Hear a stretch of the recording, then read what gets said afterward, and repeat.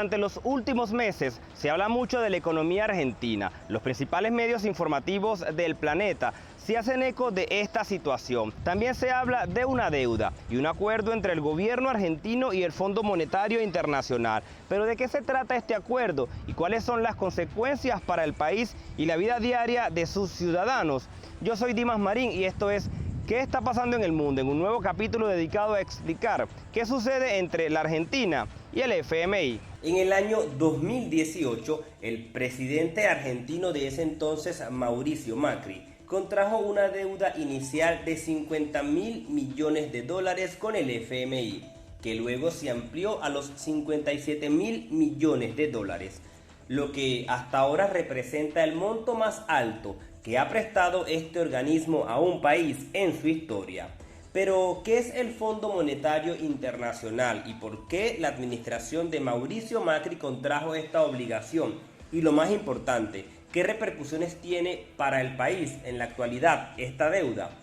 Para empezar, hay que comprender que el Fondo Monetario Internacional, conocido también por sus siglas como FMI, es una organización financiera internacional cuyos fondos son aportados por los países de mayor crecimiento económico en el mundo, como Estados Unidos, Canadá, China, Japón, Brasil, México, Rusia, India, Sudáfrica, los países de la Unión Europea y muchos otros. Este organismo multilateral funciona con el objetivo de garantizar la estabilidad del sistema monetario internacional en el marco de un acuerdo de cooperación entre naciones. Su fin es evitar crisis en el sistema, alentando a los países a adoptar medidas de políticas económicas bien fundamentadas. La institución es también un fondo al que los países miembros que necesiten financiamiento temporal puedan recurrir para superar los problemas en sus balanzas de pago. Ahora bien, ¿por qué el presidente Macri recurrió a un préstamo ante el FMI y por qué esta acción es tan criticada por algunos sectores de la política, sobre todo los más tendentes a la izquierda y al socialismo? En aquel entonces, Mauricio Macri anunció la decisión de recurrir al organismo multilateral, tras lo que calificó de condiciones mundiales complejas, por varios factores que su gestión no podía controlar. El mandatario hizo hincapié principalmente al gasto público que heredó su gobierno de los mandatos anteriores. Esta deuda representaba también el préstamo más elevado que realizaba el FMI a un país y reflejaba también, de alguna manera, la confianza de los mercados internacionales al modelo de país que lideraba Mauricio Macri.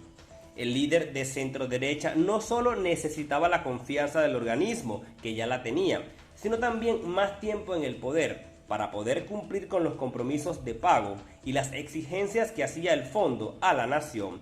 Pero a solo un año de haberse concretado el préstamo, Mauricio Macri debió abandonar la presidencia tras la contienda electoral del 27 de octubre de 2019, en la que Alberto Fernández resultó electo en primera vuelta como el nuevo presidente de la nación. En el año 2021, Mauricio Macri, ya fuera de la presidencia, aseveró que el dinero aportado por el FMI se utilizó para pagar a los bancos comerciales que se querían ir del país porque tenían miedo de que regresara el kirchnerismo. Mauricio Macri también aseveró que de haber ganado las elecciones presidenciales en 2019, su gobierno habría pagado la deuda en fracción de minutos.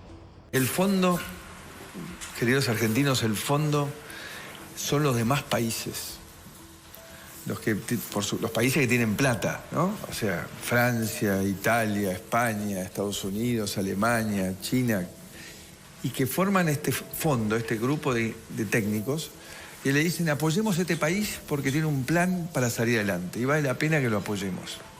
Y nosotros, los argentinos, yo fui, le dije, los mercados internacionales tienen miedo de que vuelva el kirchnerismo, no están queriendo financiar más la Argentina, necesito la ayuda. Claro. Pero nosotros ganábamos la elección, lo arreglábamos en 5 minutos, es más. Tras el regreso a la presidencia del kirchnerismo y el peronismo en el año 2018 con el nuevo ejecutivo que encabezó la dupla entre Cristina Fernández y Alberto Fernández, muchos de los mercados internacionales e inversores empezaron a dar indicios de desconfianza. Entre otras cosas, debido a la ideología política del nuevo gobierno y su parentesco con la política colectivista, que encabezó en la región el régimen de Hugo Chávez y ahora su sucesor, Nicolás Maduro. Tras asumir Alberto Fernández como presidente argentino, se demoró más de 2 años en acordar con el FMI los términos de refinanciación de la deuda, que incluyeron comprometerse a que el país fuera bajando sus gastos y ordenando sus cuentas públicas. Pero ese mismo acuerdo distanció a Alberto Fernández de su principal aliada, Cristina Fernández de Kirchner, quien se opuso a los recortes y terminó causando la renuncia del ministro de Economía Martín Guzmán en medio de una nueva crisis económica en la Argentina. Tras estos acontecimientos, Silvina Batakis asumió como ministra de Economía el 3 de julio de 2022, un día después de la renuncia de Martín Guzmán. Su llegada generó un fuerte impacto en los mercados, con una importante suba del riesgo país y una escalada de más de 100 pesos en el precio del dólar paralelo. Un dato no menor es que Silvina Batakis, pese a haber señalado que Argentina finalmente iba a dejar de gastar más de lo que ingresaba, su gestión como ministra de Economía duró menos de un mes. Es importante recordar que tras la salida de Batakis de este cargo público, la funcionaria ocupó un nuevo cargo en el gobierno de Alberto Fernández, esta vez como presidenta del Banco Nación, cargo con el cual fue imputada por contratación de familiares e incremento de salarios millonarios de forma irregular. Tras la salida de Batakis del Ministerio de Economía, Sergio Massa fue nombrado como nuevo titular de esta cartera y empiezan nuevas negociaciones con el FMI. El gobierno de Alberto Fernández designó a Massa como superministro y el número 3 de su gestión. Sergio Massa representaba una ideología política con inclinación a la izquierda y al socialismo. En este punto es importante aclarar que tuvo repercusiones para este organismo en el marco de la deuda más grande de su historia con la Argentina, debido a que desde la ideología política populista de izquierda se suele, entre otras cosas, criminalizar al FMI.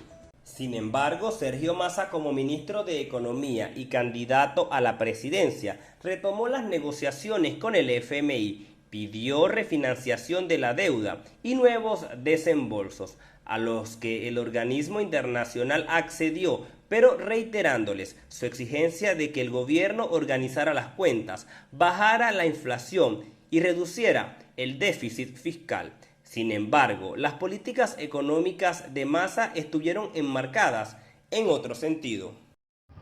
Durante la gestión de Sergio Massa como ministro de Economía y candidato a las presidenciales en Argentina, el dólar alcanzó los 1.000 pesos, la pobreza rozó la línea del 40% y la indigencia casi un 10%, mientras que la inflación interanual superó el 200%.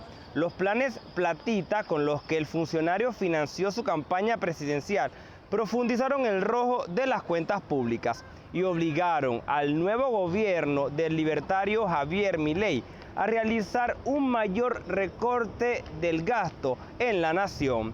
El gasto de Sergio Massa se estimó en 1,4 puntos del Producto Interno Bruto argentino. El gobierno kirchnerista que representó Alberto Fernández y Sergio Massa se tuvo que ir del poder por los votos y no porque haya tenido que soportar protestas callejeras ni paros sindicalistas. El nuevo gobierno del libertario Javier Milei, que implementó un fuerte ajuste fiscal, entre otras cosas para cumplir con los acuerdos pautados con el Fondo Monetario Internacional y dejar a la Argentina libre de deudas, cuenta con gran aceptación y expectativas positivas, no solo por parte de la población argentina, sino también del propio Fondo Monetario Internacional. Durante el último Foro Económico Mundial que se celebró en Davos, Suiza, la titular del FMI, Kristalina Georgieva, calificó de muy buena su reunión con el mandatario argentino sobre los profundos desafíos económicos y sociales de la nación, mientras que por su parte Javier Milei ya ha aseverado que de dolarizar la economía argentina, la deuda al FMI se pagaría en un tiquito, según expresó con sus palabras textuales. Otro aspecto a tener en cuenta en el marco de esta deuda es que las tasas de interés a nivel internacional, encabezadas por la Reserva Federal de los Estados Unidos, se ha incrementado y esto tiene incidencias en el pago de intereses al Fondo Monetario Internacional por parte de la Argentina, considerando también que la Argentina no solo paga intereses, sino que además tiene sobrecargos por las demoras en cancelar las cuotas del préstamo. Las tasas de interés total se encarece aún más para el gobierno del libertario Javier Milei. Javier Milei ha prometido al FMI que convertirá el déficit fiscal de 2023, que es casi el 3% del PIB, en un superávit del 2% para este año 2024.